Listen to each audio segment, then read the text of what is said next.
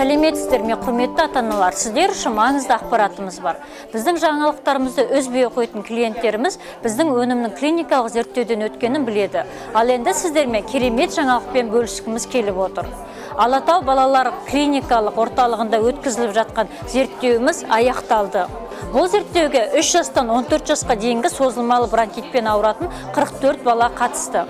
20 күн бойы 2 реттен дорамарин табиғи дәруменді кешені берілген. Зерттеу нәтижелері бойынша дорамаринді қабылдау кезінде ішектің тазаруы жақсарған, балалардың тәбеттері мен ұйқылары реттелген, олардың шаршау сезімдері төмендеген, терідегі бөртпелер кеткен және құрғақтығы жойылған.